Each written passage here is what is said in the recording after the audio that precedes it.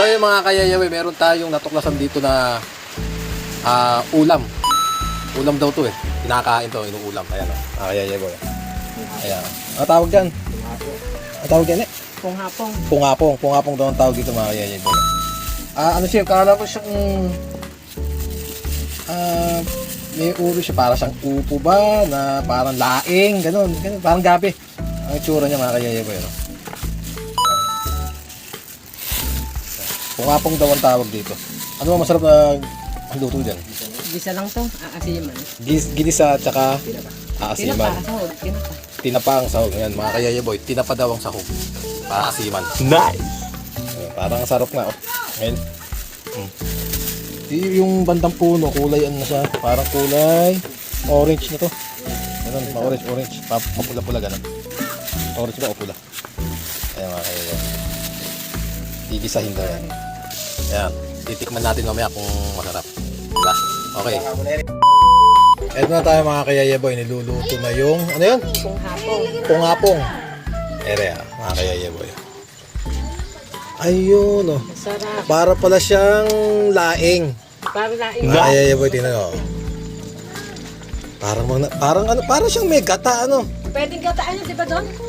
Oo. Parang laing kasi yan. Ang kaya namin ito mga kayayaboy, ito mga sahog niyan, tinapa lang ang sahog niyan. Oh, yan oh. Sarap. Napakasarap. Ayun.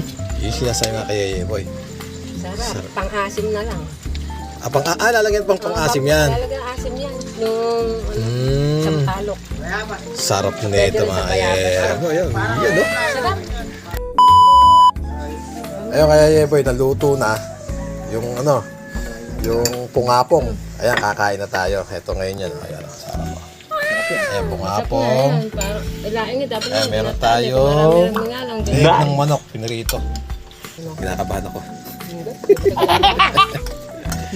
Kinakabahan akong ulam. Try natin. Kaya ba yan? Try muna natin. Ayan, may tinapa pang sahog. May ginagamit ng papa mo. Try natin kainin. Ayan, nasubo ng pungapong. Ayan, nasubo ng pungapong. Baby biabas yan. Ayan. Dito ko ba nasa video? Para sang ano? Lasang laing.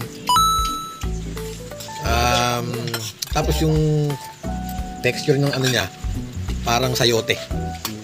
Parang sayote siya mga kayayaboy. Sarap. Sarap naman.